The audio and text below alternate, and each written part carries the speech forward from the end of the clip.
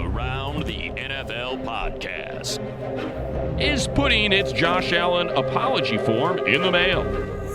Welcome to another edition of the Around the NFL podcast. My name is Dan Hanzus, and I come to you from a virtual room filled with heroes, Marc Sessler, Gregg Rosenthal, and Chris Wesseling. What is up, boys?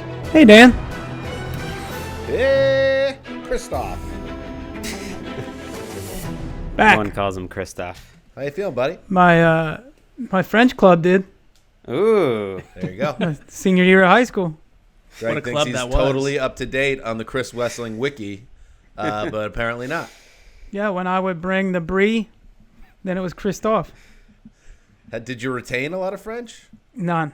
Okay. No. I remember reading the Little Prince in French, and that was the highest of my French acumen ever got. While eating brie and drinking some nice red wine, potentially. Chianti. No, that's Italian. So you revealed last week at this time, Wes, that you had lost 2 iPads to the bathtub during long rests that turn into slumbers while submerged in the water. Did we lose any more iPads this week in the past 7 days? We have not lost any. I've sort of chilled on the baths for a while. They Now, haven't really. I get the feeling that the listeners would reach out to you with some different ideas maybe to help you. Oh, What God. did you get? I got so many offers. One woodworker vowed that he would just let him know what dimensions of my bathroom are, and he'll whip something up that will suit all my needs. I have many people offering bathroom caddies, which Keisha has one, but for my purposes, I take notes while I'm watching the game, so I need to have my hands free. I need to actually be able to hold the iPad in my hands, so I can't really use a bath caddy. I've just decided to take fewer baths. I thought the woman that said she just text her anytime you need someone to just hold it for you. Right, I'd that go was in that going too direction. far. That was going too far. Oh, I didn't know if she was going to be clothed or not while she was doing that function. It seems like what we don't need right now are woodworkers. What we need is big tech to step in here. Maybe get you a Tom Cruise Minority Report type touch screen that's in front of the bathtub, but also will not electrocute you because we don't need another challenge for you, Wes, physically. Electrocution. Keep it out of the mix. No, I think Big Tech should get on board. They should sponsor the show. I don't know if there is such a company called Big Tech, but if they could whip up something for my needs, I'd appreciate it. Umbrella term. Many companies under that Yeah. umbrella that should be willing to help and should excited to. They should all link arms and come together. We should start a company called Big Tech.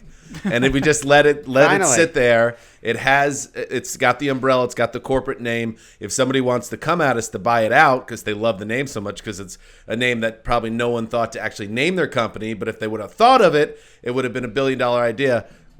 All right, I declare that Big Tech is the name of our company, so that locks us in from a legality standpoint.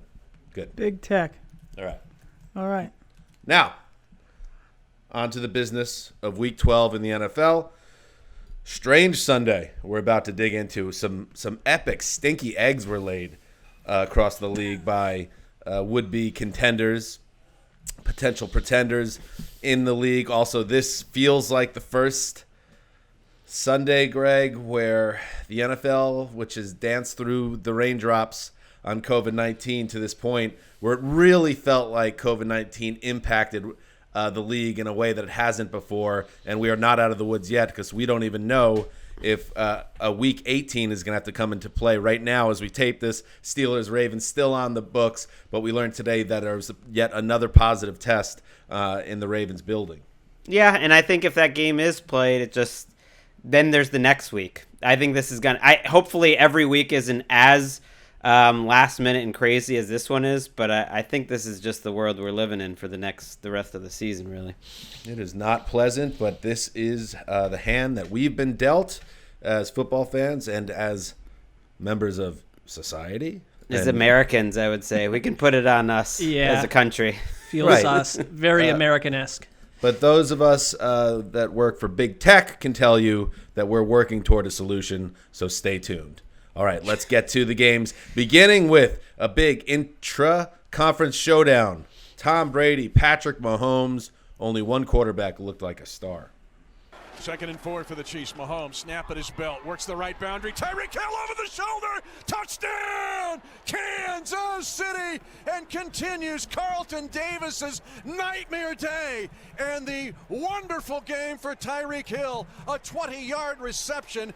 Perfectly thrown football over the shoulder of the cheetah, who's putting on a clinic in front of a national audience. Mitch Holtis with the call WDAF. Yes, Patrick Mahomes and Tyreek Hill. There is no more terrifying twosome in football. Hill had 204 yards and 2 touchdowns after 1 quarter.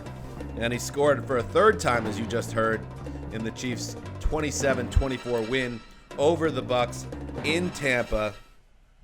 This was, boys, another nearly flawless performance by Mahomes, who accounted for almost 500 yards of offense. He capped his afternoon by stealing Tony Romo's heart with a series of perfectly executed plays to run out the clock after the Bucs pulled within a field goal with about 4 or so minutes to play. And he iced the game in a fitting manner, converting on a first down throw to Tyreek Hill, who finished with a 13-269 3 line on 15 targets, an all-time single-game performance, one of the great performances against the quality defense, Wes, to boot. Oh, yeah, Carlton Davis, poor guy. He was on my all-pro watch list with, a guy Mark can tell you, Denzel Ward, who's having an all-pro cornerback season in Cleveland, Jair Alexander in Green Bay.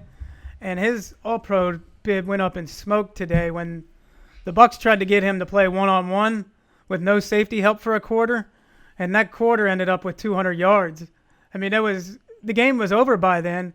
I guess the Bucs made it interesting at the end, but it reminded me of I played flag football for a couple years in my early 20s, and it was a co-rec league, so we're not talking about like college athletes. Wait, Wes, hold your thought. Erica, can we get some story time music underneath this for Wes? Go ahead, Chris. It's a co-rec league, so we're not talking about like Division I college type of prospects here, but I imagine in the finals we went up against a pair of wide receivers who were both in the 6'2", 6'3" range. And I imagine maybe some small college experience in their past. And I had been playing number 1 cornerback all year until that game. And halfway through, it was just obvious that I could not, no matter what I did, I could not stop anything they wanted to do at all. They did everything they wanted to do on the field. And, just like the pirate ship lady in Tampa Bay today looked so morose because everyone in that building could see that nobody could cover Tyreek Hill. Everybody on my team looked morose because I had to be taken out of there, and we needed to switch things up. I could not athletically compete with these superior people. And that's how Carlton Davis was with Tyreek Hill today. Well, Greg, let me throw it to you off that. So Carlton Davis, that's not just on him. Tyreek Hill's a hard man to cover, and Antoine Winfield Jr., who's had a really nice year as well, did not give him the help that he needed. But in general, this seems like a scheme issue as well. Your Bolzasans takes a major hit, I would think, as well here. Well, I'm looking forward to breaking this down more. But I would say at the end of the day, like every defense that plays the Chiefs is kind of choosing the way that they want to die. And they rolled with a guy, Carlton Davis, in that type of coverage. That's the way they decided to die early. In the end, the Chiefs scored 27 points, and they're forced to punt 3 straight times in the second half. That doesn't happen too often. In the year, 2020, maybe that's your defense giving you about as good a chance against the Chiefs as you can hope for. Not that, you want to give up 560 yards, but that you just do something. But it really feels almost like an unstoppable offense. You need them to make mistakes. You need to come up with big plays. That's how Bulls thought they were going to do it. Didn't work. I was watching this, and it kind of dawned on me, although it could have dawned on me 2 months ago. It would have been appropriate also that, oh, yeah, we're going through this incredibly bizarre season with all these really unprecedented twists and turns, but it's just going to end with the Chiefs winning the Super Bowl. I'm just utterly convinced, and you can try to hard sell someone else that I know how we do this. We've got to act like we got to go through all the motions, but barring like, how about the fact that they always let these teams back in these games? 2-point win over the Panthers. I'm fine with that. A couple points last wepe, 3 points. Like that is a different way to be dominant. Nobody who watched today's game thought the Chiefs were ever in jeopardy. Right.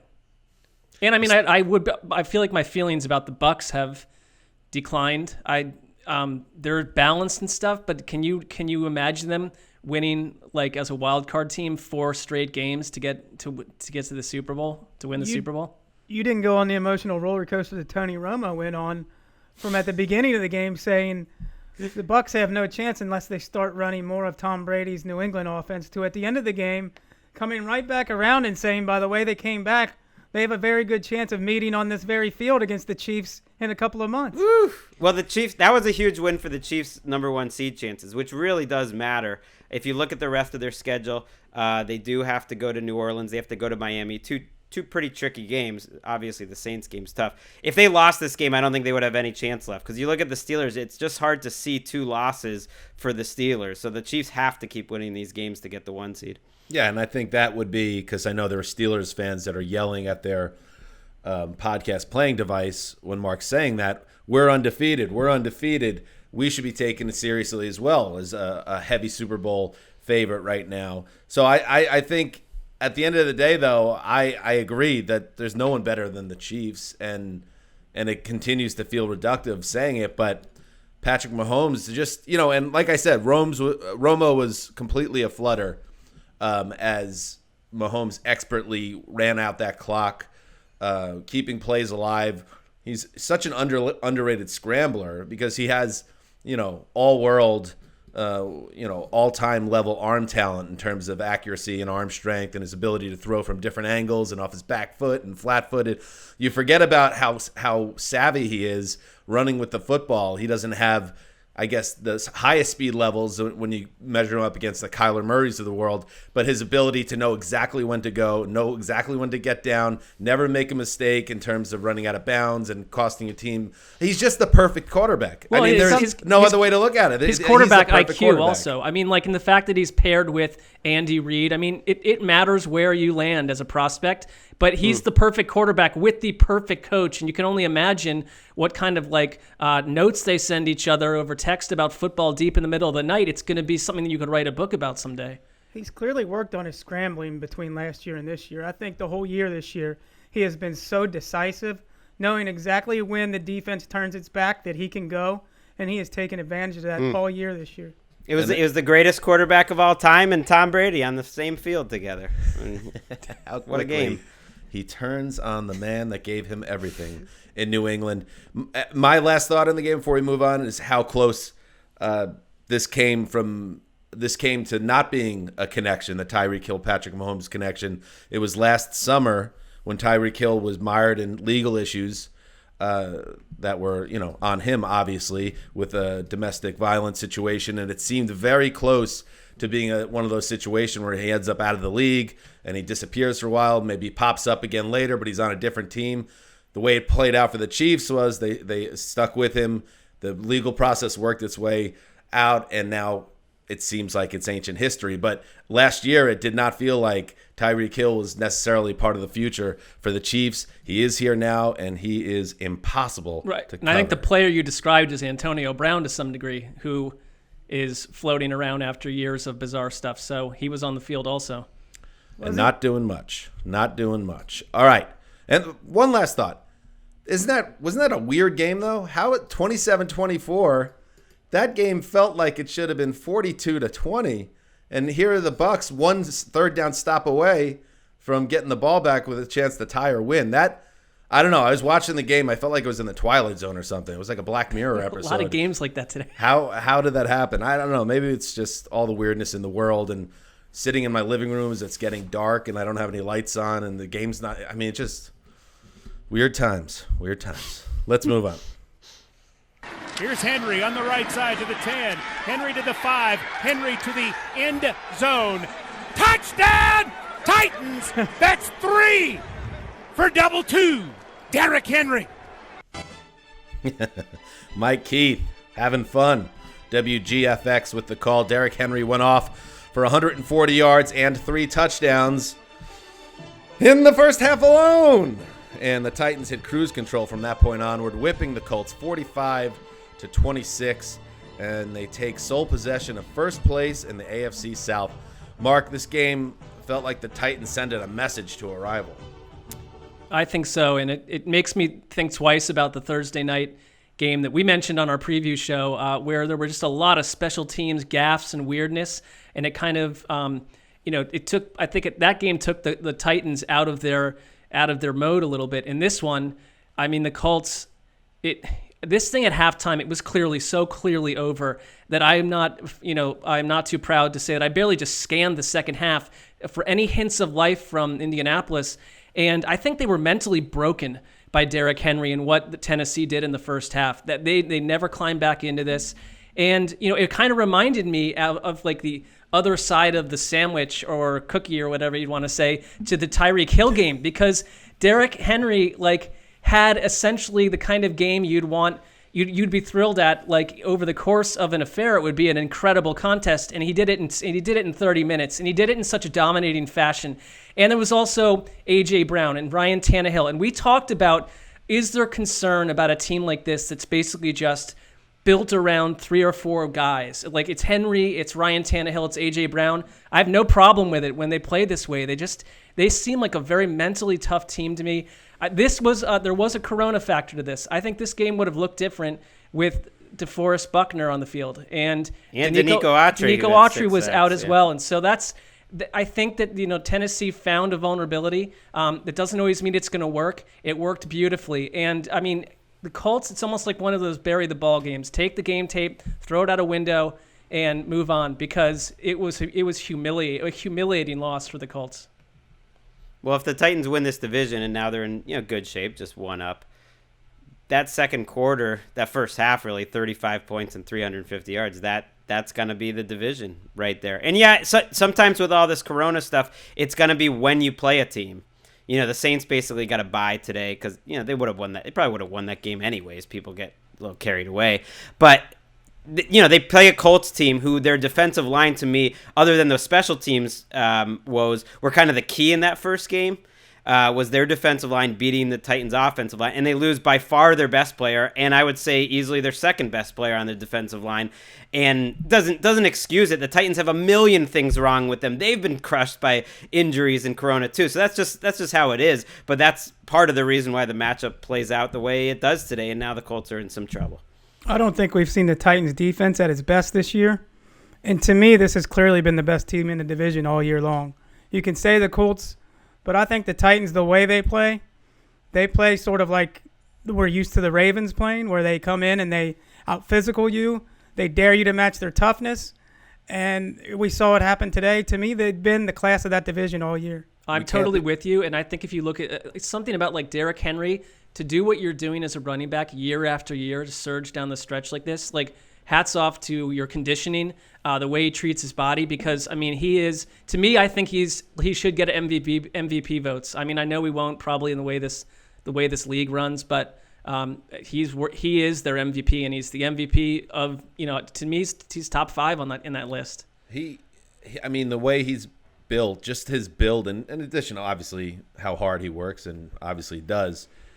This is just his time of year. We've seen it now. This will be the 3rd straight year where he's just going to roll through defenses that are compromised by injuries, and this year COVID.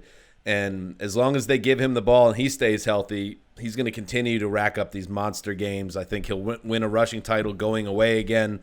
So I thought, yes, obviously DeForest Buckner was one of the biggest acquisitions any team made this season, and he solidified that Colts defense in the way they exactly needed. So you take him out of that mix, there's going to be big problems. But Henry was beating them every which way, whether it was going up the middle or going around. And I just thought that was such a show of might by their offense in the first half. They had 346 yards, 173 yards passing, 173 yards rushing, 35 points at halftime. They just have a higher gear than any of these AFC South teams, including the Colts.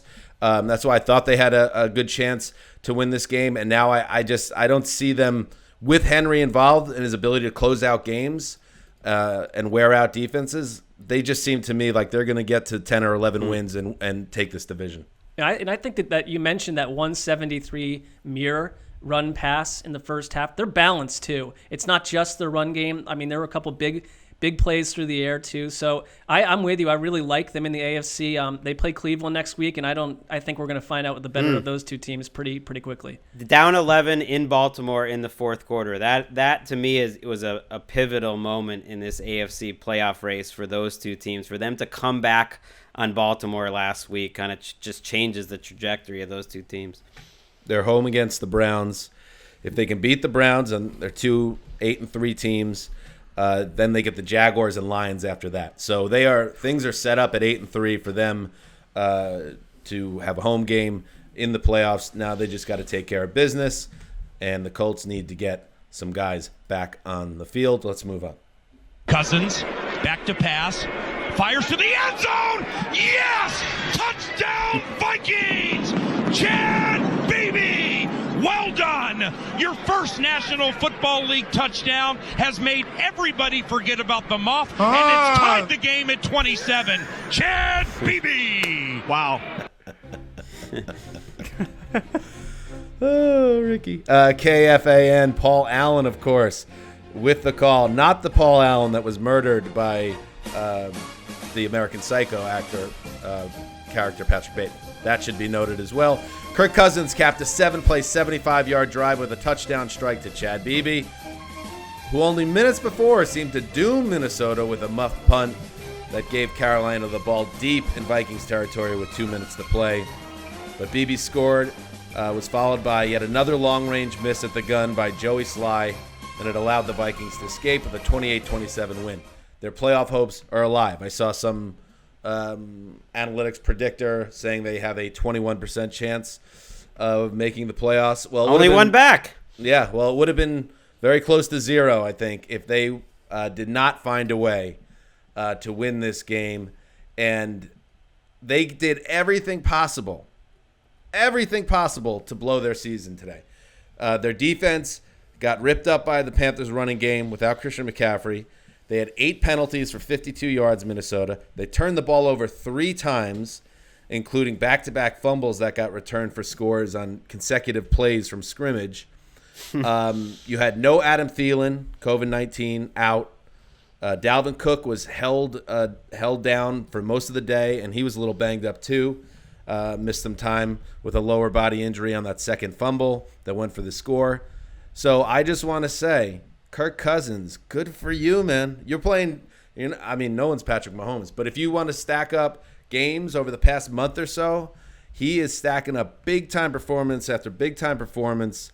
And to do it today without Adam Thielen, when Dalvin Cook was not there to make the big plays, to go 7 plays and 75 yards to save your season with no timeouts, that was just a big-time performance by Cousins. I don't know if the Vikings make the playoffs, but I will say that this is the type of win that makes you believe, because they were dead in the water and they found a way to survive. Had they lost this, I think Jeremy Chin, the Panthers rookie defensive back, would be the story of the game. He is the first player. He took those 2 fumbles to the house in back-to-back drives. The first player to do that since Fred Dippy Evans in 1948. Dippy! Give us something on Dippy, Wes.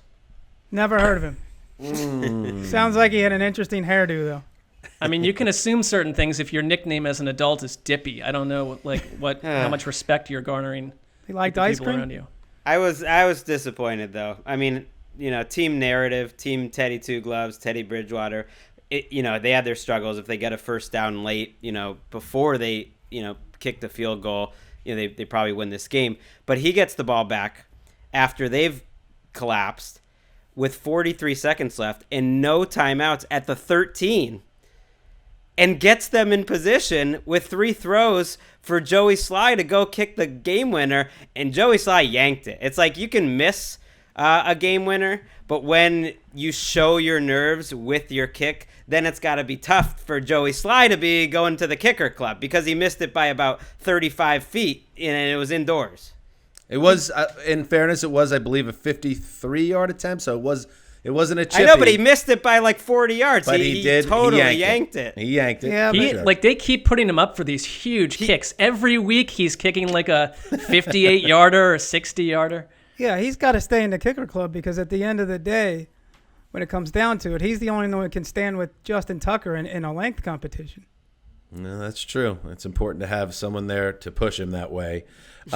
So, yeah, and the Panthers, I mean, that's a tough spot. The defense. But I mean, Teddy returning to Minnesota, it just would have been nice for them. They finally get a bye. Them and the Bucs are the only teams that have played 12 games. It's crazy. Exactly. So poor Kirk Cousins. Nobody's gonna give him any credit for that game because it happened on a Sunday afternoon. But at the end of the day, all you did was beat a rebuilding Carolina Panthers team on a Sunday afternoon. So that's the way it goes when you're Kirk Cousins. Beat somebody better. That's true. And Justin Jefferson continues to be a menace to opposing defenses. He had 2 more touchdowns in this game, and they flashed up the Fox telecast a side-by-side comparison of the rookie seasons of Justin Jefferson and Randy Moss, and they were very similar. Now, Randy Moss obviously was a once-in-a-generation player and a superior player, most likely to Justin Jefferson, but it really does give you some perspective because Moss also hit the league like a hurricane when he came in 1998. All right, let's move on. Pepper snap. Wisnowski has it down. Robbie The Gold team of has it straight Zeus ahead. lives. And good! The 49ers have beaten the LA Rams again. Twice this year, twice last year. Sweep them up, baby. Craig Papa and Tim Ryan. They're like Sessler. They don't like the Rams. KNBR with the call. The 49ers defense got one final stop on defense. They drove to plus territory, then celebrated when Robbie Gould's field goal attempt went through the uprights at 0-0. Final score 23-20. The Niners, yes, sweep the Rams. And Mark, as hard as it is to believe, with all the challenges they've had this season, they are in the playoff hunt.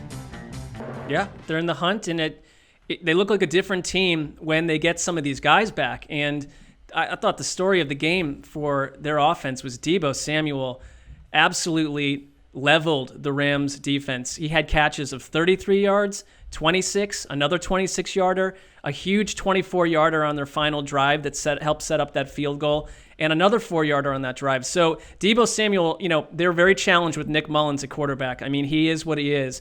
But Deebo found a way to get open. That was a big part of this game. And it does feel like the Niners understand how to play Jared Goff. It was more of the same, where every couple of weeks you get the Jared Goff game where he had 2 bad picks. He had a fumble. They were all over him. And it was the opposite of what we've seen when they've been hot, where like Cooper Kupp and Woods are going off. It was just they couldn't get unspooled. There was a section of drives in this game where they went, let me check this out, a Goff interception, a punt, a punt, a punt, a fumble, a pick, a punt, a punt. They could not get anything going until Cam Akers ripped off a big run that really, they kind of found themselves too late in the game in the fourth quarter. And I like the Rams are a good team, but we talked about this, how this could happen, how there was a complete table setting for Kyle Shanahan to do this to Sean McVay. And McVay was a little irritated after the game, and I thought spoke pretty pointedly about Jared Goff, saying that our quarterback has to protect the ball better.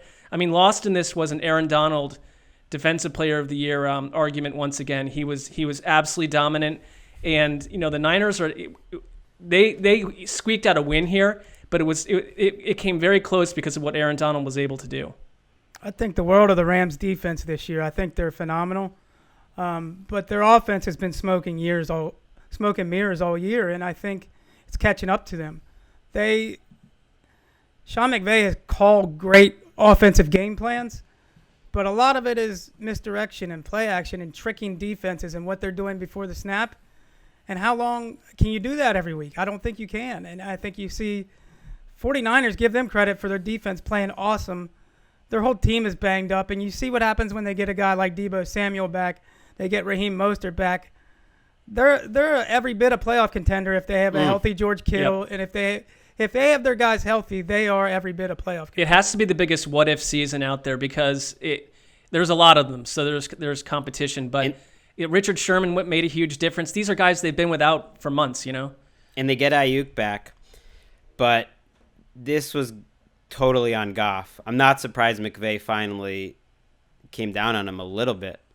I think it was, other than the Super Bowl, the most disappointing game of Goff's career, because it was to me, it was like almost 100% on him. The interceptions and the fumble are so bad, but he also missed open throws. He was tentative, and you do worry with Goff that you're seeing some of the same problems, which is when he gets knocked down, how does he react? Does he go into a shell? How about your team like Aaron Donald picks you up, scores a defensive touchdown? How about your running game? Cam Akers busts one open for you, scores a touchdown, puts you in the lead. He hadn't done anything. Then they get the ball 2 more times in the fourth quarter with the lead or in a tie game, and again he can't get it done, misses throws. When they lost to the 49ers the first time, the 49ers kind of took their lunch money, and Goff said after the game he wasn't worried because his problems in that game were accuracy, and that shouldn't be a problem for me. Well, it was today. Like, he wasn't accurate, and we don't need to have a Jared Goff conversation every game. He's had some good moments this year, but this game was totally on him, and you don't want your quarterback to be the reason you can't beat your rival when they're totally beleaguered. Like, if they can't beat him now, when can they beat him? And It's really on Goff. And you pump life back into that rival who's basically seeming to be down and out, and now you give them life. You put them back in the picture. You essentially, of course, you don't wipe it out, but those are 2 great wins in back-to-back weeks.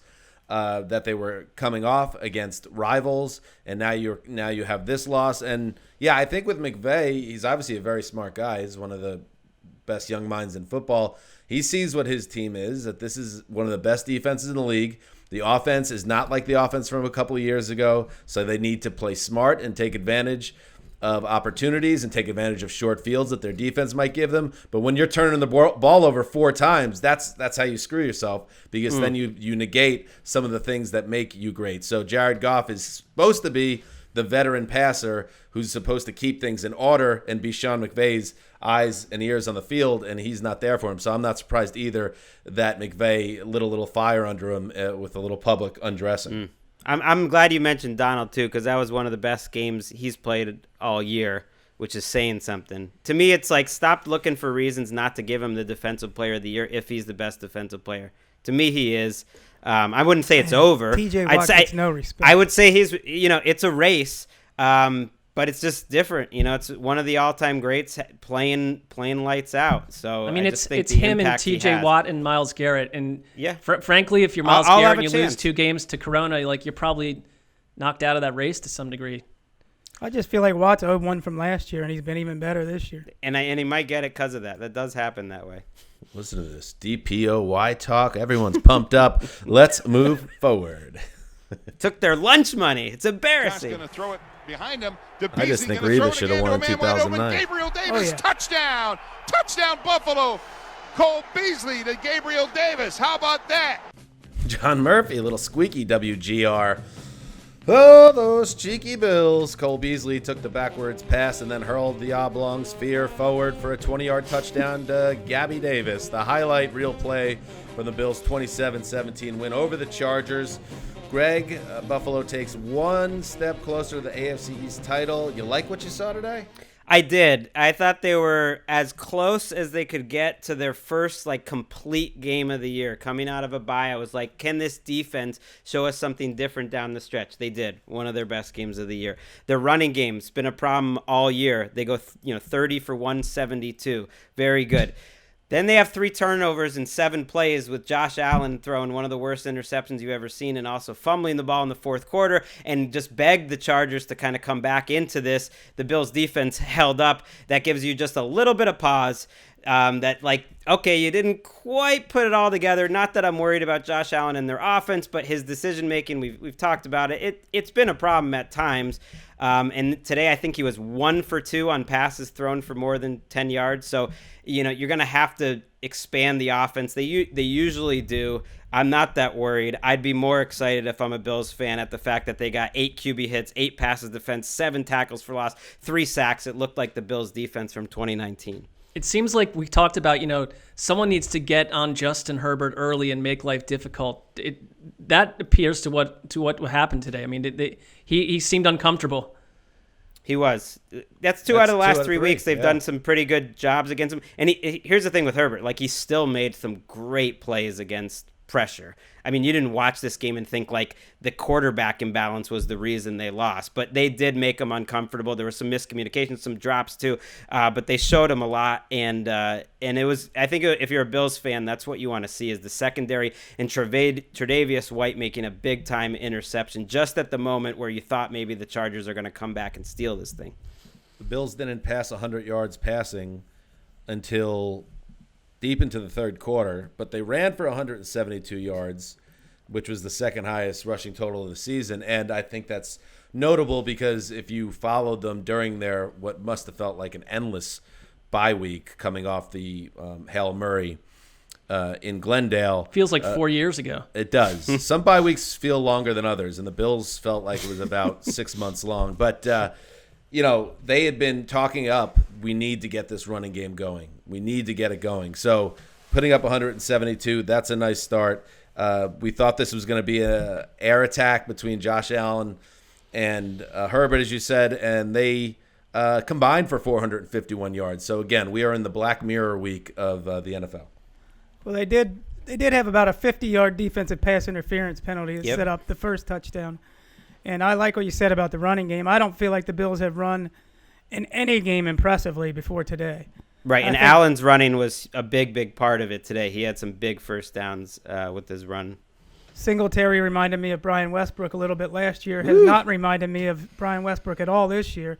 And I thought Moss was slow this year, so it'd be nice to see if he looked like he's got some playmaking ability. And Anthony and Dan, I know you're kind of on Anthony Lynn watch. Yes, Greg, as you speak with your hands over your face. Well, people can hear that. It was a tough one. It was tough. Man, he's just so bad with the clock stuff. I mean, he's one of the worst.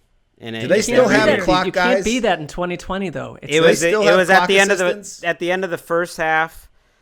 It was crazy. There's just a lot of confusion at the end of the game. There was a lot of confusion. Herbert's confused. He's confused. He's indecisive. He waits, and so this is happening a lot. And I don't think they would have won the game or anything, but it's just they got to clean it up. I don't know. It's a consistent problem. Speaking of wasting a great effort, Joey Bosa, one of the best games any defensive player had all year. He's been a monster the last couple of weeks since he came back from his injury. He was just all over best Josh Allen. If you're looking for a reason Josh Allen didn't have a big day, it was Joey Bosa. Tough week for LA football heads. What was that, Mr. Sessler? It's a tough week for LA football heads. PR machine's going to have to be put into overdrive to, get to a nice shiny another Sunday. Put that on a T-shirt. Oh, Greg's covering his mouth while he's trying to, I find it Anthony Lynn. He's like, yeah, you didn't do too well. That's not it. It's because I find it so obviously. I like anyone who watched Hard Knocks. We like the guy, but right. But nothing pains me than some bad clock management. And the Chargers, I would put as the worst team in the entire NFL in clock management. And it's just every week at this point. And they're too talented to be 3-8. Mm-hmm. They got Austin Eckler back today, and he got about 120, 130 total yards. That's big. They look like a talented team. I mean, you're not going to have Derwin James, so you just have to deal with that. But they're too talented to be 3-8. Their record should be flipped. 15 years ago, I remember there was the sideline coach or assistant whose job was to help the coach with the clock. Did they kind of phase that out because it made the head coaches look weak? If not, if they did, bring it back because some of these guys need it. Bring back the clock assistant.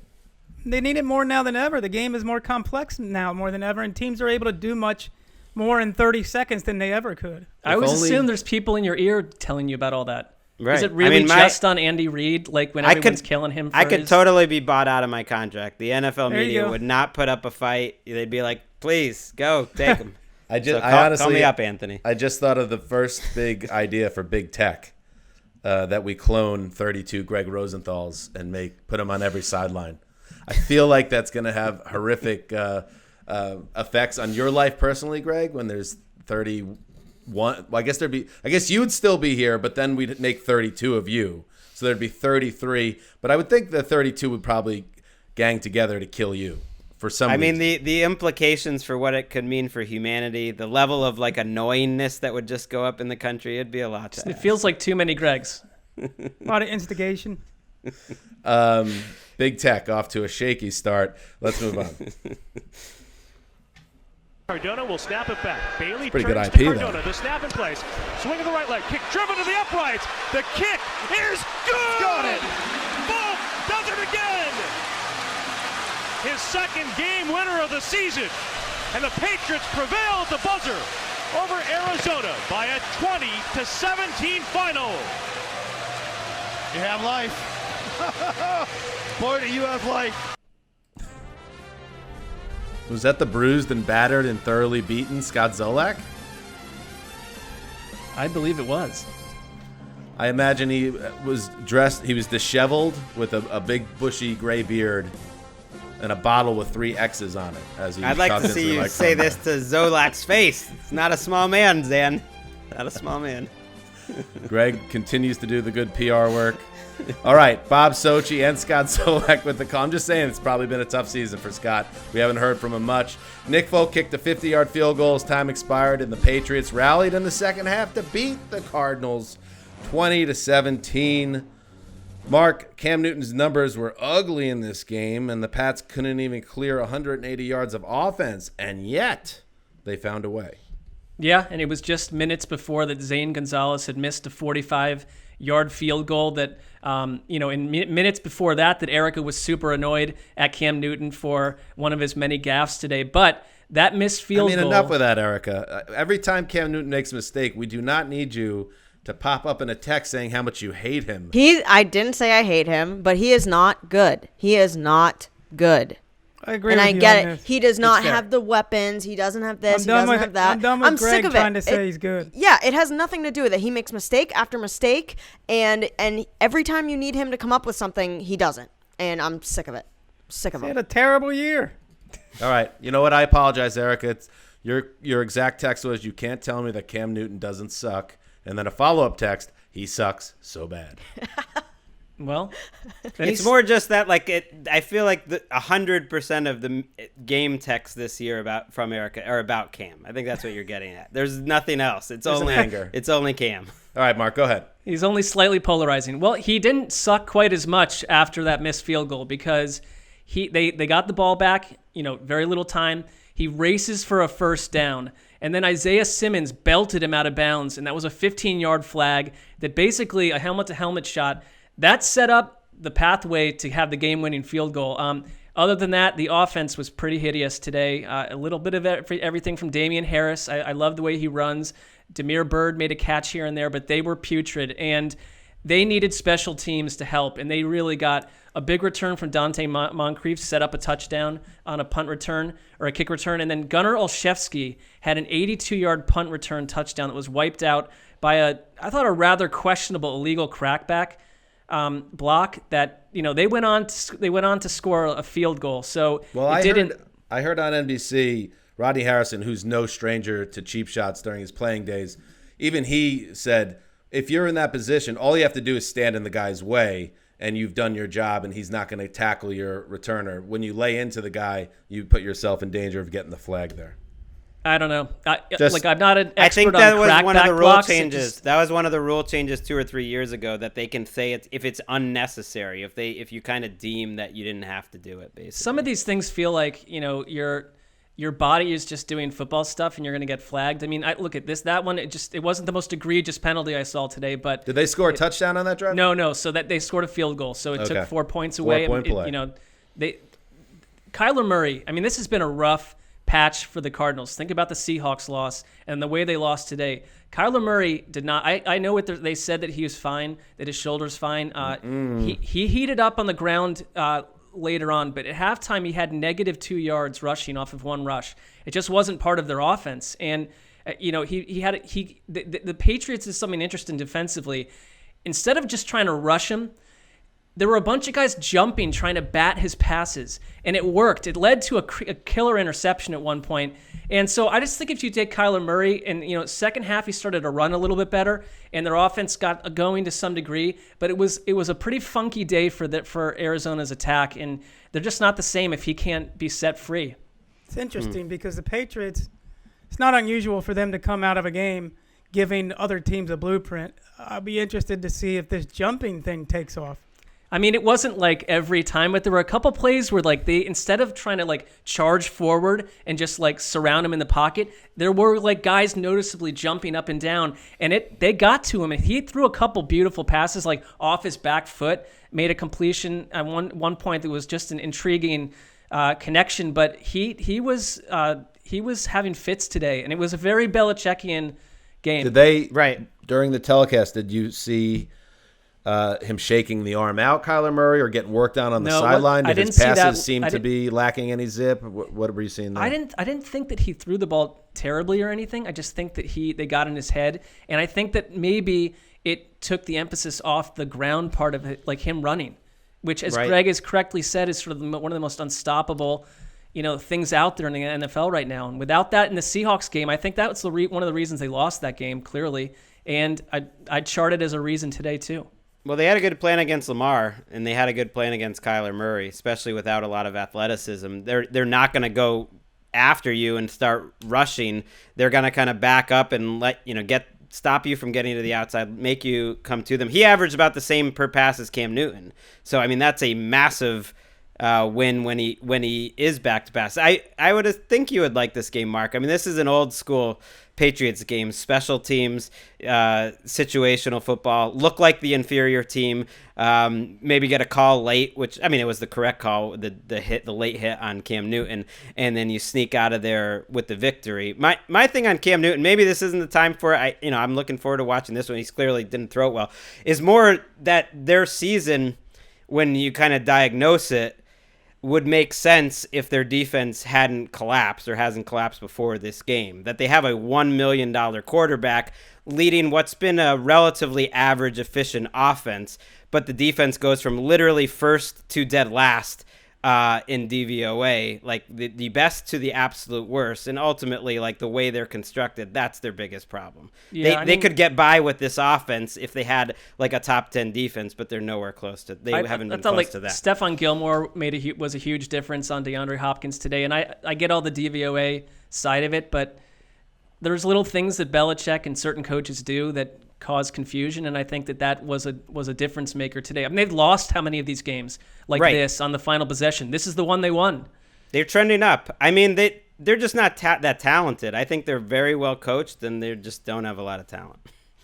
Everything about this season for New England feels like it's following the path that you would have expected, that they're going to be better than – their record will be better than the talent level because the coaching is so good. This still screams to me 8-8 with a ceiling of 9-7. And they're right in that territory right now, 5-6 here with 5 games to go. You're killing that defense so much, Greg. I mean, nice performance against the Ravens. Nice job today. Great performance today. I just said maybe not the total albatross you presented as week after week, I feel like. I just said trending up. They just can't get off the field. It's okay. It's not special. I mean, they're in the wrong conference. In the NFC, they'd only be 1 out. In the AFC, they're 2 out and like 4 teams out. It's not happening. Don't put that out there. We don't need the Patriots in the playoffs. They're a bad, unwatchable football team. Can't argue. They are awful to watch. Let us move on.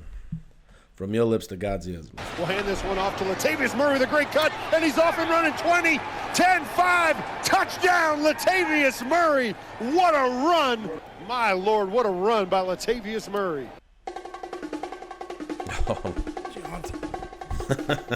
This is the game that gets this song. They get the Broncos.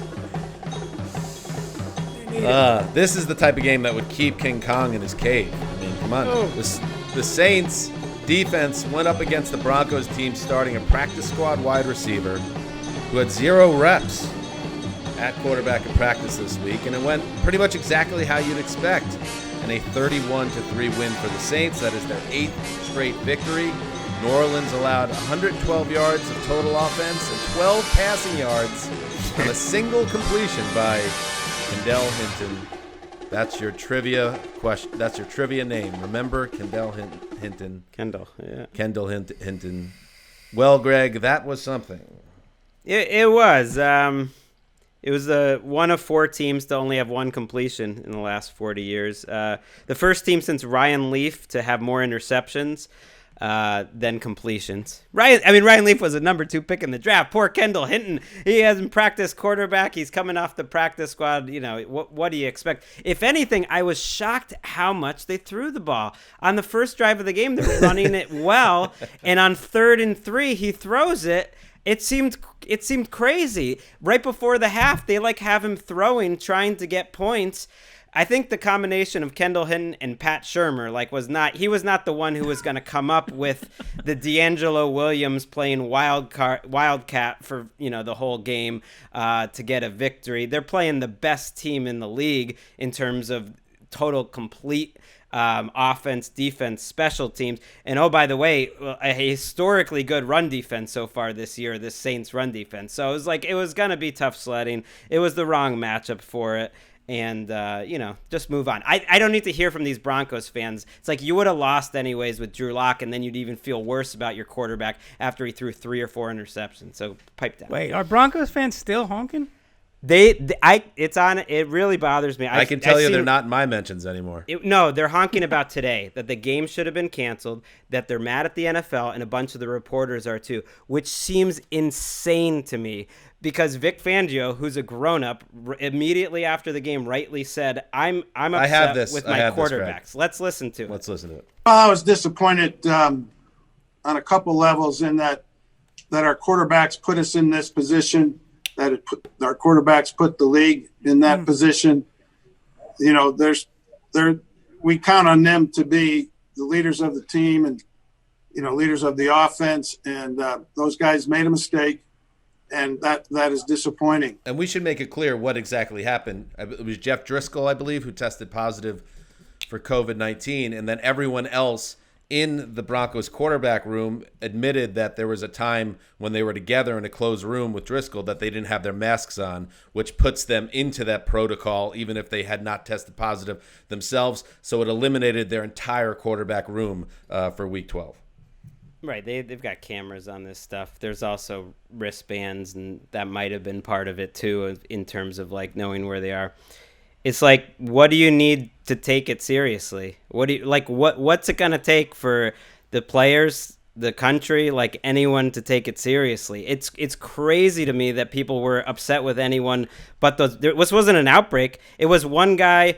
It was one guy getting sick, and the others, not really caring about what the rules are, which are very established, which are very pretty easy to follow, and it's very clear. So I guess I'm confused. It's a microcosm, my friend. Our country has struggled so much with this, and hopefully there's a light at the end of the tunnel with this vaccine. And it turns out, Wes, that we're going to need the vaccine to save our asses because we cannot seem to wrap our heads around how to properly protect ourselves.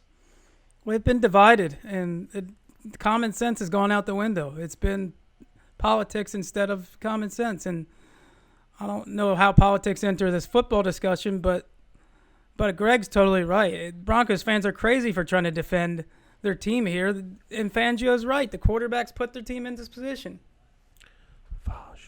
Any other thoughts on the game? Taysom Hill said after the game, don't look at my terrible passing numbers, because once we realized the dire situation of the Denver offense with their quarterback, we completely shifted our game plan. Listen, as you know, we talked about this last week. That's an ungenerous paraphrase of what he said. I am not a Taysom Hill believer, but I also cannot kill him too much here because it was a weird, stupid game and a weird, stupid year. But I will just say that the two teams combined, I believe, for about 71 passing yards. Well, I will defend you from some criticism you took last week over Taysom Hill. I thought it was actually in contrast to most of the criticism of Taysom Hill, which is just to find him laughable and a punchline. I thought yours had a very specific point to it. Okay, good. And thank you. Well, it did. It was, can this guy actually play quarterback? Can he go through his progressions? Can he play quarterback the way quarterbacks play the game? And I didn't see today's game, but from the tweets I saw, mentioned that had to be in question today. Oh no, he struggled. He was. I don't care what they say about changing the game plan. I get it. It was more run heavy on his first 26 dropbacks. Or 16 dropbacks, they had 25 yards. He took 2 sacks. He held the ball forever. There were guys right in front of him open, and he didn't deliver it. He fumbled the ball again. That's 6 on the year. He helped, in the running game, and he's great on the goal line. And eventually, he put together a couple passes later. But it was about as discouraging a pure passing performance as you possibly could have had. I mean, they were averaging under 2 yards per play for most of the game. The run game was good, and it didn't. In the end, it didn't matter. And they did string a couple plays together late in the game, which I think Sean Payton wanted to do. Think of it this way, though, and this benefits potentially all 4 of us and others. If he clearly plays himself out of a starting role or a future starting role, then it's one outrageously tedious offseason storyline we just don't deal with. That's true. One thought, just one not so out of the box thought, but just if Taysom Hill is indeed this limited, I want to say also that Alvin Kamara has not really been a big part of this offense now since Taysom Hill took over. He didn't have a catch today. He had 1 catch, I believe, for -2 yards last week. And now you have Taysom Hill at the goal line. It just seems it's messed with the flow of what was a special year for Kamara. Isn't this team potentially better with a more qualified quarterback in Jameis Winston behind center, Alvin Kamara in a role with a standard quarterback, more or less, and then Taysom Hill being mixed in the way he was before? Isn't that potentially a much better offense than what what's going to be unfurled upon us for the rest of the year potentially? Well, just throwing that out there. That's a lot to take from one game. Right. I would say that says Alvin Kamara's fantasy owner. Says Alvin Kamara's fantasy owner. I feel like I hear you, but they've won 2 games in convincing blowouts. So we'll see if he's a long-term answer. But right. Breeze is going to be back in a couple weeks, and at this point, they're going to move it forward. I don't take too much negative out of one game either, and I think last week was almost all positive, and you move forward. That's what I say too. I'm not killing Taysom Hill in this game. It was a weird, stupid game, but just let's keep an eye on it. Let's see what happens. Who do they get next week? He's killing Kamara's fantasy season. I hear you. I don't know if that's coming back.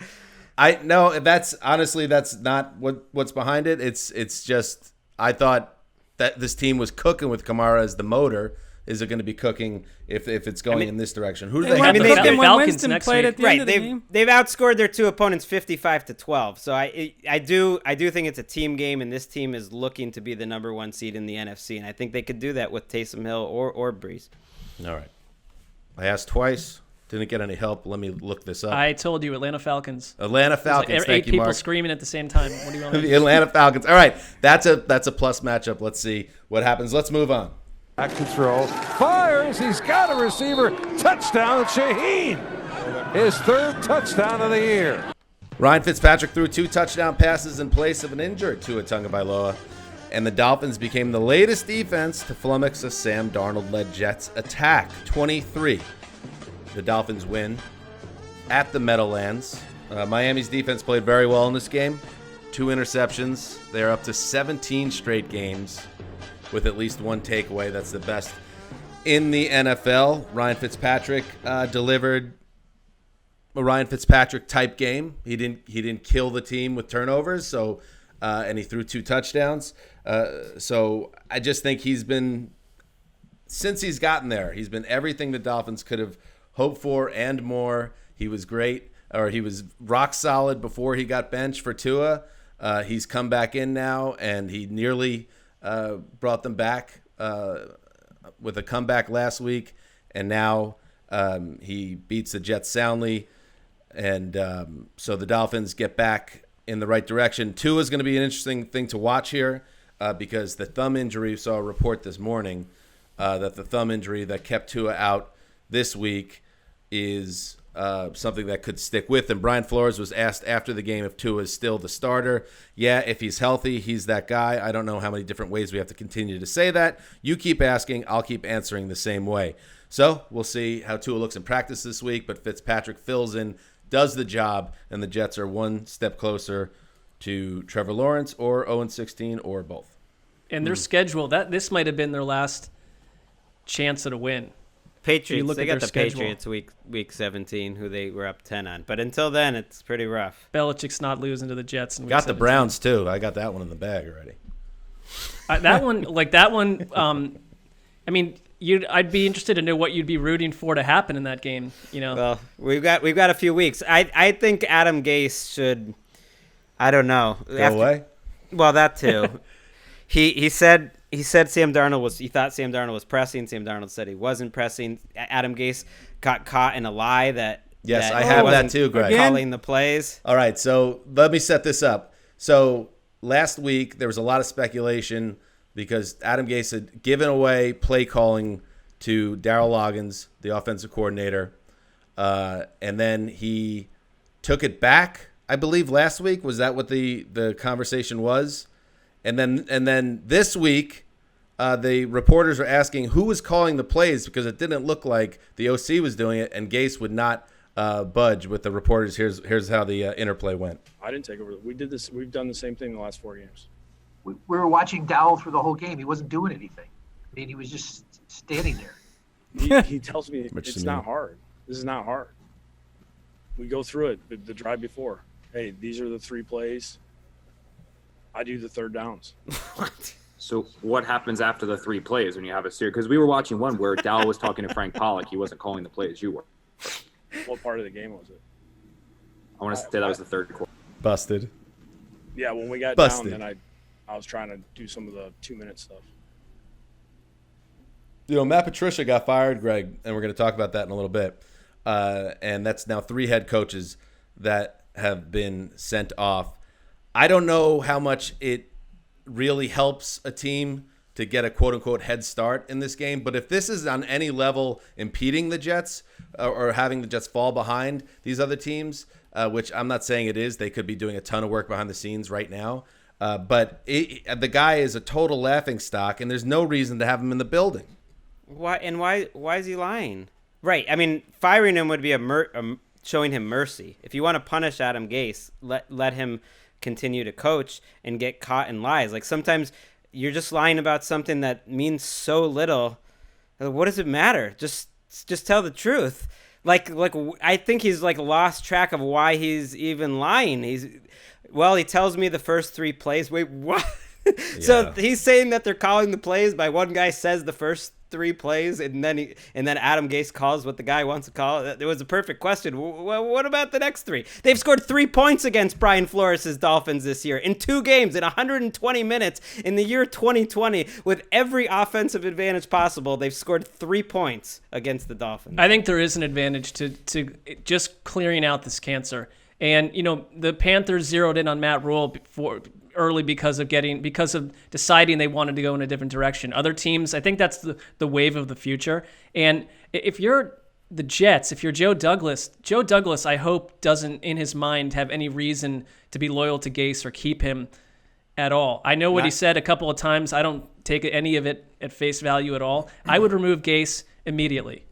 Well, based on track record, it's probably not Joe Douglas's decision to make based on the Jets ownership's track record. Well, then that should annoy Joe Douglas because it should be someone that Joe Douglas wants to work with into the future in their most critical offseason. It doesn't necessarily happen in a vacuum either. I would think Douglas is part of the conversation with ownership, but it's ownership that ultimately makes this. This is all a moot point, though. There's no way Adam Gase comes out of this alive. It's just a question of whether he gets fired in December, tomorrow, December, or January 4th. Question, Dan. Yes. Considering how they've played under Gase and how the Browns played when Greg Williams took over as interim coach, doesn't allowing Gase to stay give them the best chance of keeping or getting Trevor Lawrence?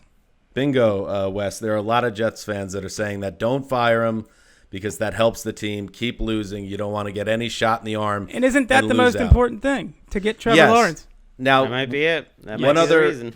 I think that potentially could be it, and I guess that's the only way that it would make sense keeping him around because he just makes the organization look so bad week after week. Some of his play calling was just an abomination in this game, giving the ball to Frank Gore over and over and over again. The Dolphins didn't play extremely well on offense in this game. In fact, they turned it over twice in the second half and giving the Jets great field position and Darnold and the offense can't do anything. Frank Gore runs into a wall on 4th and 1 at the 19 late in the third quarter, and that was about it. And my last thought on this is Sam Darnold, I wish him the best of luck wherever he ends up, but it's getting to the point where the Jets, even if they luck into a few wins and don't have the number 1 pick, they might be looking to replace Darnold anyway because Joe Flacco has outplayed him this year.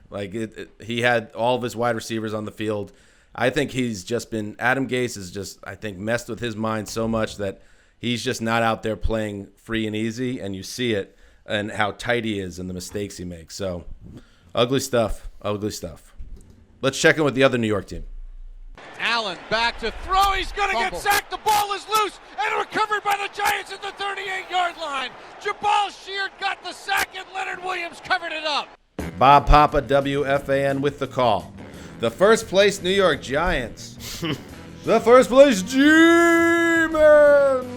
Big Blue got to Joe Burrow, Phil, and Brandon Allen. Forced the fumble and recovered. It was the decisive play in a 19-17 win. Allen threw for just 136 yards, and Cincinnati mustered just 155 total yards of offense. Greg, the Giants lost Daniel Jones to a hamstring injury in this one. What's the early word there?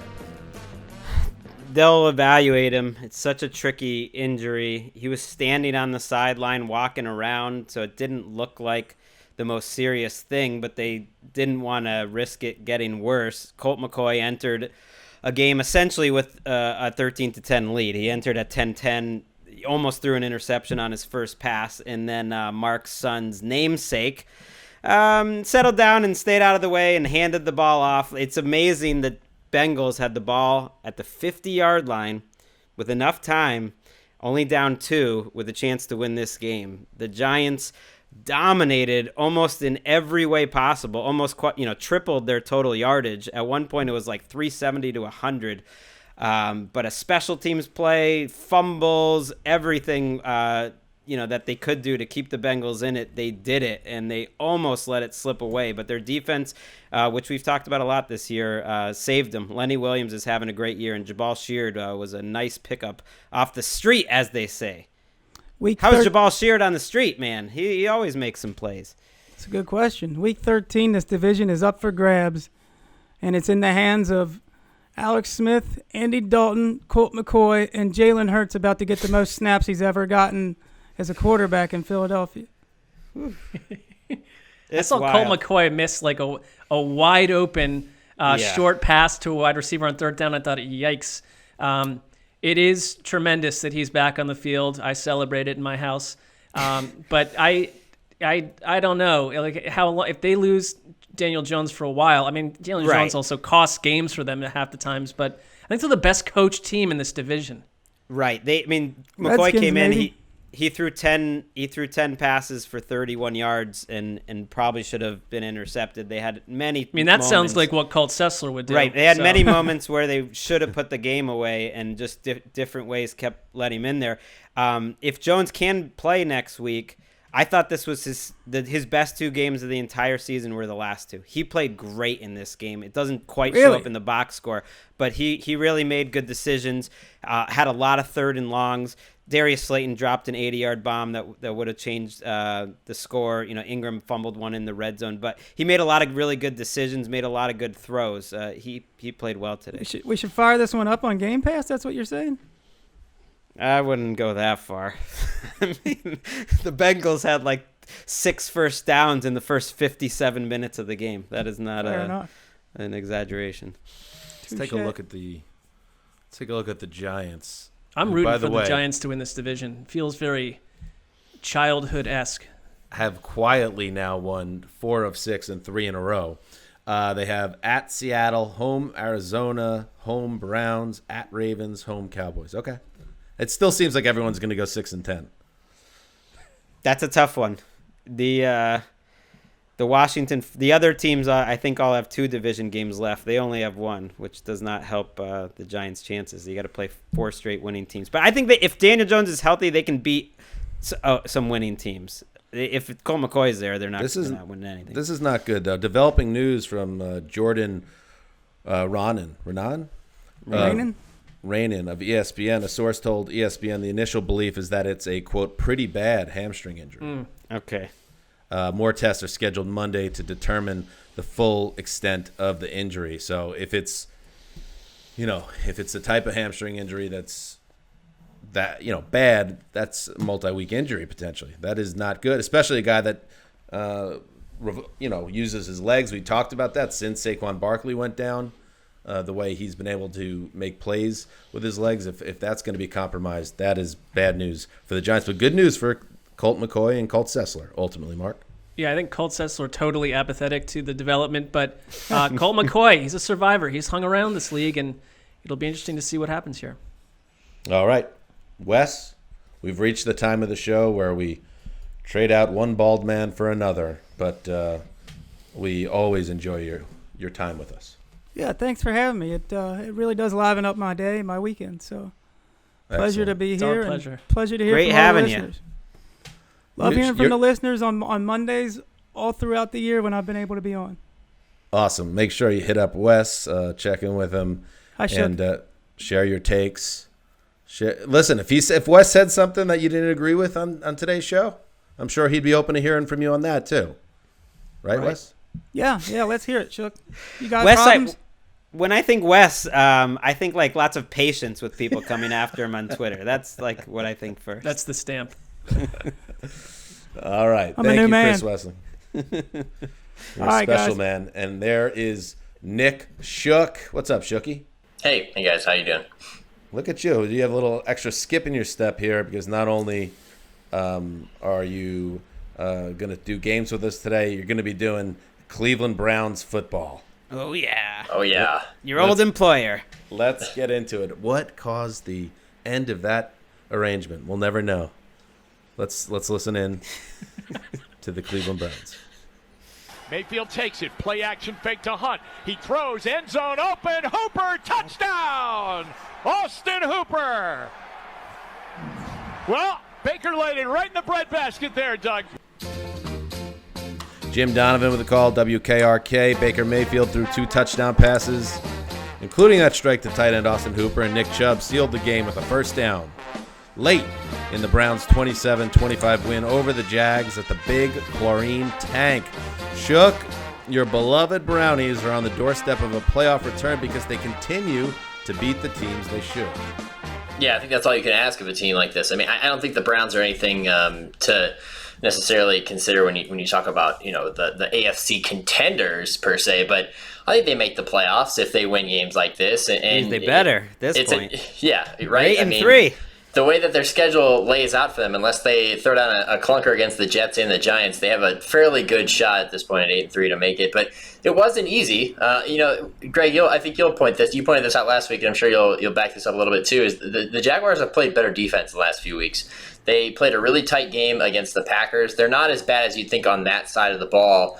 And Mike Glennon is a step up from Jake Luton. As you saw today, he was 100% Mike Glennon, just letting it rip. He's got living like there's no tomorrow. And he had a nice little he had a dime of a touchdown pass early, and another one to Tyler Eifert in the end zone. It made me wonder what year it was. I had to check the calendar to make sure it was 2020, but he kept them. He gave them a chance and he made them competitive. But the Browns did what they had to do. And the big thing for me was, if you're Doug Marrone and you're in a 2-point game and you've just scored, you didn't get the 2-point conversion, but you got all the momentum on your side, and you can debate the legitimacy of momentum at another time. But right now, you've got all the momentum on your side, and you decide to kick off to one of the better teams in the NFL at closing games because of their rushing attack, and then that's exactly what you get. I mean, it just makes you think, like, did you not consider your opponent in that position? Because the Browns were reeling at that point. But lucky for them, and credit to them, they can close the game, and they won this one today.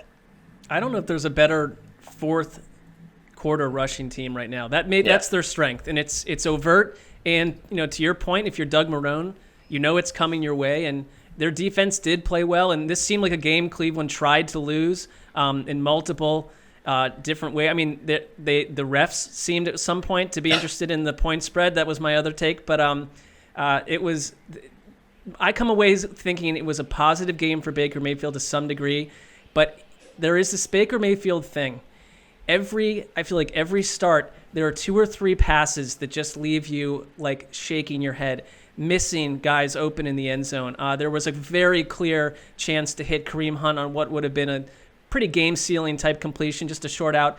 And he threw him weird, a little bit wide, and Kareem Hunt had a look on his face, kind of like, dude, whatever, But the Browns, this was a classic game they would have lost, and they used their strength at the end, and they've done that game after game when they've won. The 200 yards rushing thing is becoming a norm for them, which is just such a shocking sight to Browns fans that have been watching this team fizzle up for 25-plus years. Shook, are you saying I should maybe come after? It's too bad Wes isn't here, but I could text him or whatever and start reigniting our Mike Glennon debates of 2013. I still have a chance to win this one. Glennon Fever's coming back. No, you can leave your long neck debates at home. It's not happening. But never back to a worst quarter. He is my Zach Mettenberger. I am to Mike Glennon what Mark is to Zach Mettenberger. There was a moment. Mistakes were made. Mistakes were made. There was a moment after they pulled within 2 on the Eifert touchdown where he scrambles on the 2-point conversion and he has a pathway to the end zone to tie the game. And then, to his credit, he understands that he's Mike Glennon and he's limited in almost every way. And he realizes he needs to peel back and throw a prayer to the back of the end zone, a prayer that was unanswered. But it's notable that the Browns struggled to close out the Jaguars. But in the Jaguars' credit, this is not a team that has given up hope, and they have played tightly. And again, and we talk about the number 1 overall pick, the Jags lost 10 in a row. Today they fired Dave Caldwell, their general manager, who had been there since January 2013. Changes are obviously coming there, but this is not a team that is completely throwing in the towel and getting blown out week after week, and that is a credit to Doug Marrone. Yeah, but you know what? Going back to your point, Mike Glennon, if he's going 100% all out, living like there's no tomorrow, Mike Glennon, you go for the goal line there. Look, you're part of Bald Gang. You have no fears. You've embraced the straight razor to your head. You have no fears. I don't care if Carl Joseph is bearing down on you. You dive for that pylon because you might never get another chance, at least in Jacksonville, or maybe it's next week, who knows, to do that again. And yet he drops back and throws at the back of the end zone. Shook, and when did you go fully shaved? When I was 23. 23, so you went young. Wow. You made a decision. You saw where things were headed, I'm guessing, and you made that choice, and it works for you. Did you find it to be liberating and freeing in a way that made you feel more bold or confident? Yeah, I would say it added to it because, looking back, I think the photos, the evidence was all there. I think I waited way too long. And what was really the turning point for me was somebody shot a video of me from behind and I saw the bald spot coming on the back of my head. And that night I went and grabbed the clippers, shaved it off, haven't had any hair since. And you know what people say, Dan? And I'm sure you get this a lot about your hair and about my lack of hair. I look better without hair. There you That's go. what they say. That's what they some say. people do it, and I think it's unfair and cheap to take shots at Glennon's physical appearance, so I will say nothing on how Glennon looks without hair. But some people pull it off better than others, and you and Wes both, I believe, improved yourselves a great deal.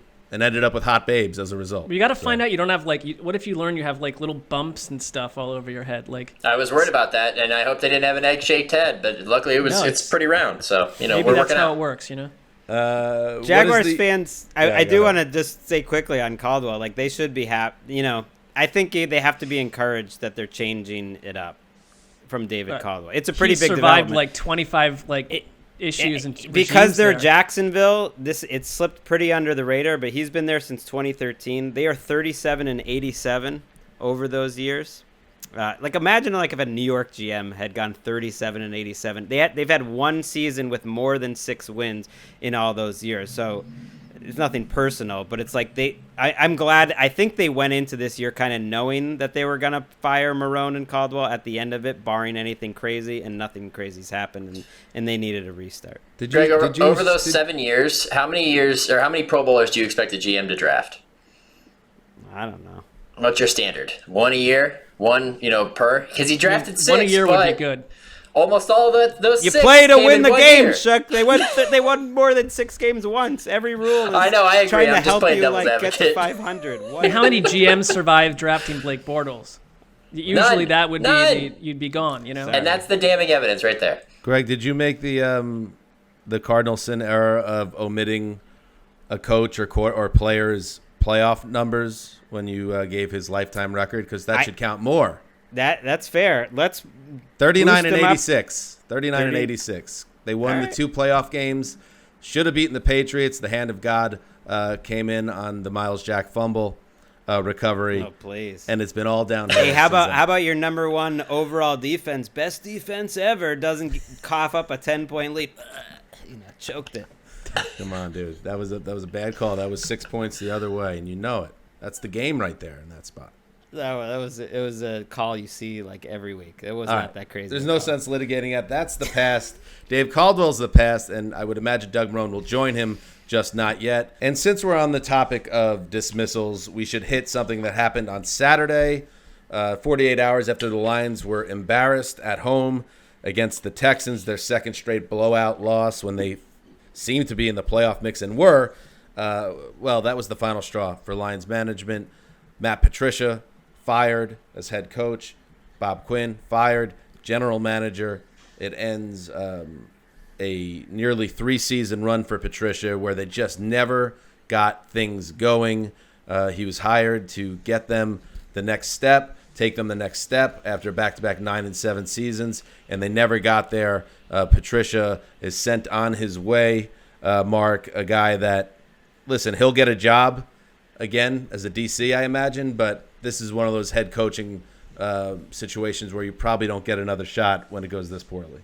Yeah, we're talking about general managers and coaches developing Pro Bowl players, and I think my thing with the Lions, Bob Quinn, Matt Patricia, I thought you come in, you're going to want to change the persona of the Lions that we've kind of ripped on and suffered through for so long, and nothing changed, and there seemed to be no real vision. And yes, you came from the New England Patriots, but there was no resemblance to the New England Patriots. Unlike a lot of new coaches, you had an established quarterback in Matt Stafford, and those years were lost and wasted. So I would hope that, this is a signal that this new version of ownership is not going to just sort of float through seasons with coaches and GMs that aren't successful. But this is as critical a moment for the Lions as there's been, because you're dealing – we've seen these terrible losing teams. A 15-year-old in Detroit has no reason to spend time watching the Lions. You're going to lose generations of fans because you're not going to. Anyone under 45. I mean, when was the last time they were competitive? No, I mean, but I'd say someone that maybe grew up with it during Wayne Fonts and some of those years. It got it started there. At this point, you got to tell your city and your fan base, we care. We're going to make an important hire that's going to change this, and it starts with an exciting hire, frankly. Well, Jim Caldwell's raising his hand because they were competitive, at least with him. They were 9 and 7, like I said, those last 2 years. But that's why the hiring and now the post-mortem, it looks so bad for the Lions, because this was a team that was, for most of the 90s and into the 2000s, the bad team of the NFL, the laughingstock. And then you finally got the organization to a place where they were right on the precipice of being a contender. But you say, no, we're stopping this train. We're hopping on this other train and bringing the Patriot way into town. And then it just blows up in their face in nearly every way imaginable. So, I guess good on new ownership. There's a change at the top of the food chain in Detroit for I'm not giving them any good. I'm not giving them any good. I'm giving them bad, actually, because they're keeping the same executive. We talk about Easterby a lot. They're keeping the same executive who's been there the whole time. His name's Rod Wood. Again, it's nothing personal, but it's the same family that's owned the team. And it's the same executive that's been here through a lot of this. And he's the one ultimately running this search. And I'm talking about back in, before Caldwell. It goes back years and years. There's no particular reason to think anything would be changing, Well, you could hire the right general manager. I'm not saying he will. You're saying that this guy's not capable of doing it. The only credit I'm giving is they are trying to move forward and realizing this was a mistake. Right. They got the GM and the head coach out of there, and maybe the people, and it won't be just him making the decision. I understand that Sheila Ford Hamp is going to be involved with this as well. Maybe she knows what she's doing and is a good judge of certain things. I don't know. She's rough and tumble. I would look out for her. But I mean, they're hitting the reboot button again, and you just hope if you're a Lions fan, you get the right people working in the building. I would imagine if your friend comes up to you and says, hey, man, I finally broke up with this girl that I've been in this toxic relationship with for years, and you've told him until you're blue in the face, hey, break up with this girl, she's not good for you, and he ignored you over and over and over and over again, you're not exactly going to be like, all right, pal, you're going to be like, good, what took you so long? Now prove to me that you're not going to go back to her. I worry that they make it higher in the opposite direction. I think that's probably getting too far ahead of ourselves. But like Greg said, until you prove otherwise. Yeah, I mean, there's years and decades of proof that the organization doesn't usually make the right decision. We'll see what happens come January. All right, let's move on. Booker stays in the ball game. Here's Carr looking to throw again. Pressure coming. Kaminsky, and it's intercepted. Deion Jones with a flag down. And Jones is going to the end zone. And we'll see if it's an Atlanta touchdown. 67-yard interception return for a touchdown by Deion Jones. West Durham, WZGC, good call. With the call, and it did stand. Deion Jones picked off Derek Carr, took it to the house. A moment of domination and a game of domination by the Falcons, who dropped a 43-6 bomb on the Raiders. Shook. You know, we, being the collective, I guess the football cognoscenti, didn't think this Raiders team had the DNA to nosedive the way they did a year ago. Well, now you have to maybe rethink that. What happened today? It had all the makings of a typical hangover game after they get so up for a game, lose in a heartbreaker, and then forget to bring that same type of energy to the field. It was beyond that, though. My girlfriend, who you guys have chatted before many times, I'm not committing to, she's committed to the Raiders. And she came home today and saw that score late in the fourth quarter, 40-6. I looked at her and said, you know what? This is the worst Raiders game I've watched in 5 years. And I'm not exaggerating. It was the worst game they've played as a team in half a decade before the Jack Del Rio Raiders. I'm serious. We're going that far back. And the problem is for everything that they were good at in the last month and a half, how we were all starting to maybe get behind Derek Carr for a little bit. Maybe he's good enough to get them somewhere. Maybe he's as good as he was, 3 or 4 years ago. Taking that next step, they can go toe-to-toe. Awful today. His stat line actually doesn't do justice of how bad he was. Now, all of it's not on him. He was pressured relentlessly.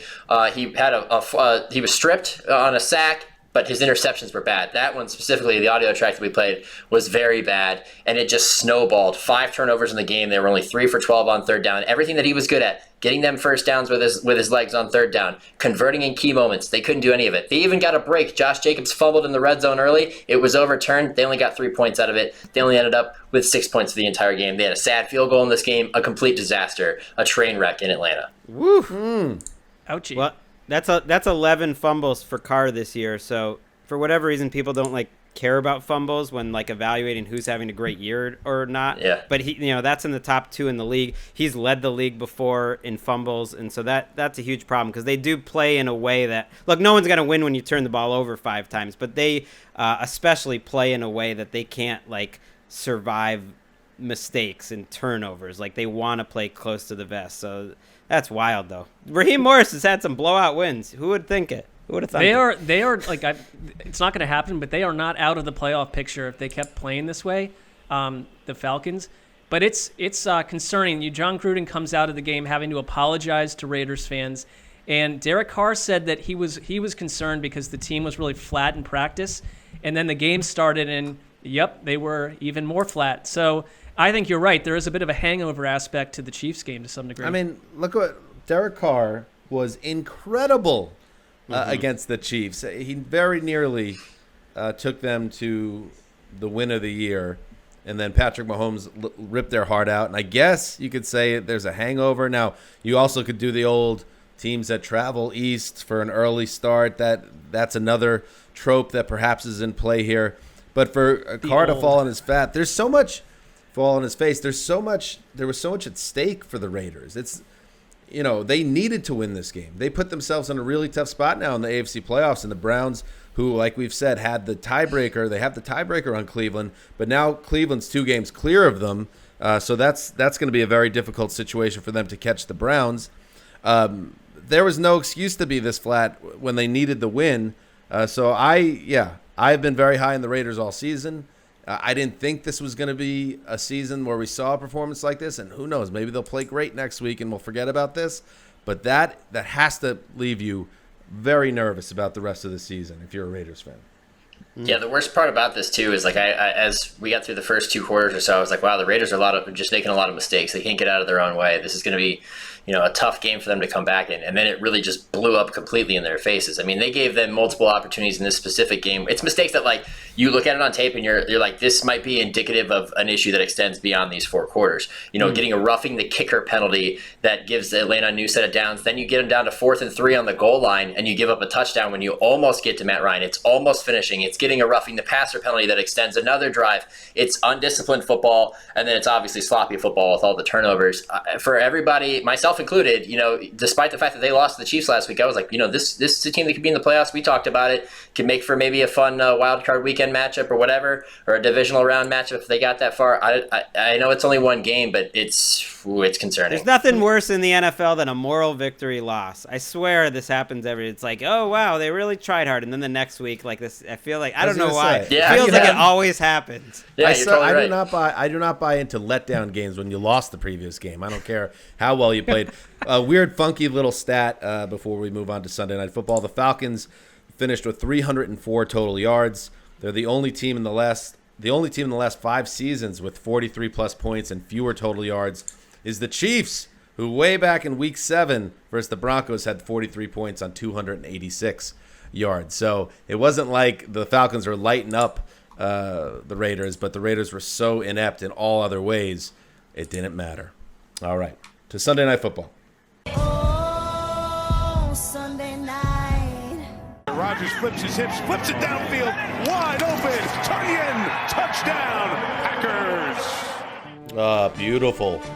Beautiful connection from Aaron Rodgers to Robert Tonyan, the one of 4 touchdowns for the great Aaron Rodgers in a 41-25 win over the Chicago Bears at Lambeau Field. The latest one-sided affair between these two old rivals. Nick Shook, we were just talking about it before we came on. The league heaps these primetime affairs upon us between these two teams, but can you remember the last time we saw a good game between the Packers and Bears? Around the time I graduated college, probably the Jay Cutler, like the last stand of the good Jay Cutler Bears against the Packers is probably the last time they had a classic showdown, especially late in the season. It's been very one-sided. Primarily because the Bears haven't answered the quarterback situation, and tonight you see more of the same. I mean, you turn back to Mitchell Trubisky, and what do? You get 3 turnovers. You get a terrible pick thrown into triple coverage. I mean, we shouldn't be surprised. So as long as the Packers have Aaron Rodgers and are on the pace that they're at, I think this is going to continue to be the case, no matter how good Chicago's defense is. At this point, Packers games are just kind of tracking Dan's sandwich prop that he had Aaron Rodgers as an All-Pro, and it's looking solid. Much better than the Jets are going to contend into Week 17 prop. I think you're going to get it. He is my choice for the MVP right now. You didn't need to add that second part. Well, yeah. And that's, by the way, why we'll never create 32 more of you, because sometimes 1 is too much. I mean, we're all you try to do is go 1 for 3 when it comes to those props. I know that's why it was unnecessary. But yes, I feel very good about Aaron Rodgers being named All-Pro. It was a bit of a shot in the dark in August, but it looks like it's going to land because he's, Rodgers has always based his game. He's got tremendous talent. Obviously, he's one of the great players, but he's always played with such confidence, and it's always been such a big part of his game. You could tell this belief that he's just better than everyone else, and you can just see it on his face that it's almost in a higher drive right now because of all the outside factors that he internalized, and it's driving him. I think the interesting thing with this game, and Mitch Trubisky didn't play well. I mean, come on. I mean, he's Mitch Trubisky. Like Shook said, 3 turnovers, Mark. But he did move the ball enough, even if it was in garbage time. He got them 3 scores. I thought that this game is really lost because the Bears' defense, which they need to be perfect, was far from that in this game. They got torched both in the passing and in the running game. Yeah, I think that was as much of the story. I mean, Green Bay's first 3 drives, all touchdowns, 14 plays, 75 yards, 9 plays, 60, 13 plays, 75. We kind of know the Bears are going to score between like 12 and 18 points every game. I'm sure there are a lot of very annoyed people on the defensive side for Chicago at this point in the year or every year. But, to start the game that way, you're put in a hole because of both sides of the ball. So it just feels sort of like a broken operation. It's good to see Green Bay go out, flex its muscles, and romp over a much lesser opponent. Right, because ultimately, okay, Rodgers is playing better. Their offensive line was pretty dominant and has been great all year, including in the running game tonight. But the difference is the play calling. Guys are open. I mean, it's the offense. It's, Rodgers is making great plays, but he was making great plays all along. Now he's also on top of that having these open receivers. There was like a third down play early in the game that you wouldn't even notice, where it's him and Adams connecting. Adams makes a diving catch on a throw that Rodgers threw through a pretty small window in terms of the defensive line in front of him. And then 65 yards later, with a bunch of easy throws, they score a touchdown. So it takes like one great Rodgers-Adams play that no one else can make. And then the offense just kind of rolls, and it's nice to see Rodgers supported so much. To your point about Rodgers just doing things on another level, I loved how they pointed out the Buster Screen blitz that he saw beforehand. That he just called, and he sort of shook his head and looked to himself after, yeah, I'm pretty smart. I mean, he is, and that's the difference between Aaron Rodgers, 6 or 7 other quarterbacks, and the rest of the league. That in a quiet stadium with no crowds, Rodgers uses it as an advantage to hear what the defense is saying, what they're doing, what they're planning, and calling it out to his own teammates. I think that's also the difference between an Aaron Rodgers, who was visibly frustrated at the end of the Mike McCarthy era, and where he is now with Matt LaFleur in their second season. They continue to understand each other better, and you're seeing it in how effective their offense is, the rhythm, the pace that they have when they go down the field on drives like Greg mentioned, and also the continued involvement of Robert Tonyan. I mean, it helps a lot when you have Aaron Jones in the backfield and you can run play action off of that, but it also helps when you have a tight end that you can throw to off of play action, where you might get him in a mismatch, or you're going to get him in a one-on-one. Maybe it's in a leak across the field where he's open downfield for a big gain. It just adds to what you can do beyond your receiving core. The big question for them, though, and we'll use the term that Greg likes to use when it comes to Mike Pettin defenses, is the run funnel. Are they ever going to stop the run against a legitimate team? Because without David Montgomery, the Bears have no rushing game whatsoever. They haven't had it for weeks, and a lot of his yards were gained in garbage time tonight, so it's kind of hard to look at from a statistical standpoint, so it's not a good litmus test. And then if you face a better team that can run the ball, it kind of calls into question how legitimate this team is. And we know they're going to bring it offensively. It just comes down to their defense. We will see. You're right. How this team stands up when it comes down to the tougher games remaining on their schedule, which is not very tough. We'll get to that in a second. But then, of course, in January, because they will be playing in the playoffs. The Packers are going to win their division. And, when you look at their schedule remaining, it sets up well. They're one game behind the Saints, but they hold the head-to-head tiebreaker. So, it might take them going, 12-4 here to take the number 1 seed, but it is not out of the realm of possibility.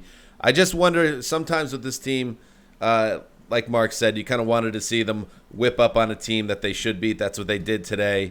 A little bit hot and cold at times, this Packer team. This was a hot Packer team. And when they're hot and looking good, they seem like they could beat anyone. But then they could show up the next week, and you're like, wait, who are the Packers? So I still have a little bit of a lingering doubt around them, but you can't argue with the results. They're in a good position. I think first of all, they got to go third. I think they're going to have to win out to get the 1 seed. They can't count on the Saints. Do we have to talk about Taysom Hill again? Because but they would just have to lose twice. The Saints haven't lost in a long time, and they would have to lose twice in 5 games. That's just asking a lot. That would be a lot of luck for the Packers. So most likely they're one game out, right? Right, but if the Packers lose once, then they need the Saints to lose twice. So it's just a lot to ask. That's right. So most likely they have to win out. But looking at their schedule, they could do it. And they could be a much more, we spent all offseason talking about legit 13-3 or not. And this would be a very legit 13. They feel more legit than last year's team to me. Yeah.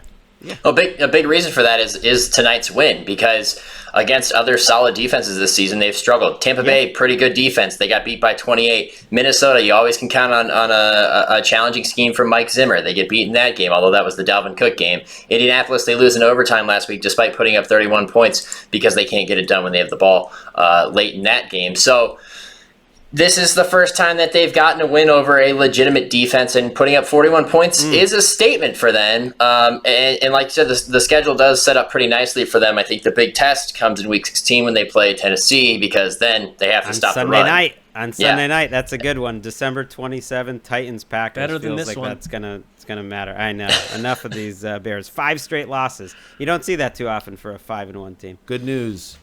Not only are they out of prime time for the rest of the season, they have been banished to all early Sunday games for the end of this season. Well, bad news. One of the 4 of us will be covering them, so we'll see. Good news. It will be Shook. All right. It's going to be me. Speaking of Shook, hey, Nick, what god-awful meteorological pattern has befallen Cleveland today? Well, actually, the weather is pretty nice, but it's supposed to rain up to It's supposed to snow up to 9 inches on Wednesday, according to the local weather reporters. So this is a guy who hasn't bought tires for his truck that needed to do it a year ago. Luckily, working from home, living downtown, I don't drive very much, so I'll be able to trudge through it. As for the Browns, we'll see. They got a good running game, so we'll see. All right. Good stuff. All right. That's it. Thank you to Chris Wesseling for joining us. We'll be back on Tuesday. Well, there's this, we have a weird week set up here. So we got Monday Night Football, of course, and then right now scheduled we have Tuesday Night Football. So just know that we will be covering all the. What's up, Erica? Well, I just wanted to do a quick. Oh yes, please. Yeah, just jump in the elevator with me real quick, if you will. Ooh, okay. And I would like to just do a little locks update. So, Marc Sessler, you are going up to the penthouse in the elevator because the Chiefs won. Greg and Wes with the Giants won.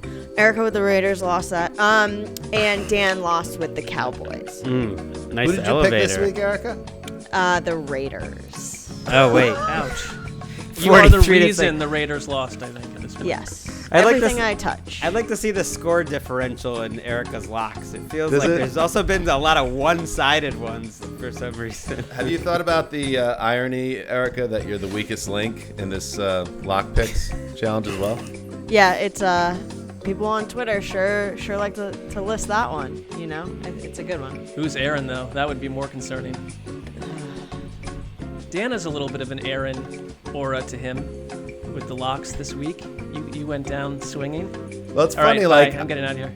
I finally realized what I was having fun with locks. Picking the Cowboys is having fun for the show's sake. And then you see, people locking up the Chiefs and locking up the, Joe Burrow-less Bengals. People are taking this seriously. So it might be too late for me, but I'm going to. Well, wait a minute. I didn't lock up the serious. Chiefs against, Wilton High School. I mean, It's time to get serious because everyone else is. I would say this. Let's go. I will do a deep dive tonight, and I will go look at every lock that you've made this year, Dan. You have some, and Greg, I can see it on Greg's face. He knows it. You have some severely concerning lock scenarios. No, because this is I'm the host, so I'll talk endlessly. But you have some seriously hideous Mark, locks. do me a favor. No, I won't do you a dive favor. and have it on my desk by 9 a.m. tomorrow. I will not deliver it when you ask, and I will not do a deep dive. I have already suffered through the Chicago Bears. I'm going to bed. All right, good. But you know what I'm talking about. I have no idea what you're talking about, I but know it's you time don't. to get serious. All right, this is Dan Hanzus signing off for Quiet Storm. Nick Shook. Shook is involved with the car crash at the end of every one of these. The old boss, Ricky Hollywood, and of course the mailman. Until Tuesday.